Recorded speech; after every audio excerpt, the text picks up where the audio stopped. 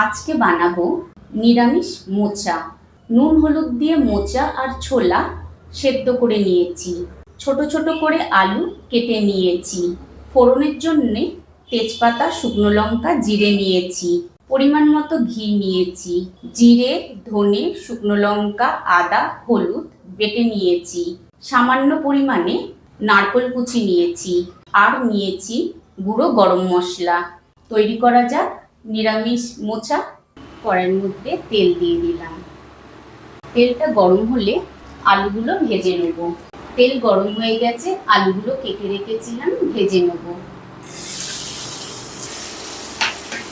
আলু ভাজা হয়ে গেছে, এবার আমি উঠিয়ে নেব। আলু ভাজা হয়ে গেছে, নারকেলগুলো এবার ভেজে নেব। নারকেল ভাজা হয়ে গেছে, জিরে, শুকনো লঙ্কা, তেজপাতা ফোড়নে দিয়ে দিলাম। আদা, জিরে, ধনে, লঙ্কা, হলুদ বেটে রেখেছিলাম, দিয়ে দিলাম। মশলাটা ভালোভাবে কষিয়ে নেব। পরিমাণ মতো নুন দিয়ে দিলাম। ভালোভাবে মশলাটা কষিয়ে নেব। মশলা কষানো হয়ে গেলে মোচা আর আলুটা দিয়ে আবার কষিয়ে নেব। মশলা কষানো হয়ে গেছে, এবার আমি নুন হলুদ দিয়ে মোচা আর ছোলাটা সেদ্ধ করে রেখেছিলাম, দিয়ে দিলাম।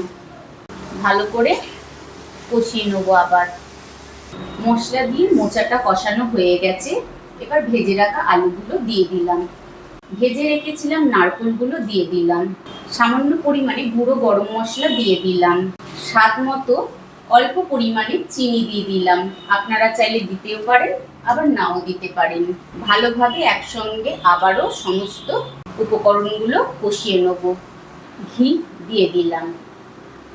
2 মিনিট আবার ভালোভাবে কষিয়ে নেব।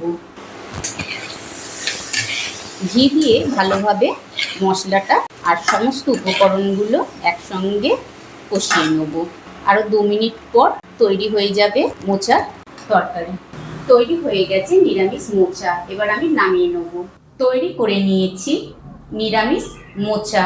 এইভাবে আপনারাও ঘরে তৈরি করবেন, খেতে খুব ভালো লাগবে।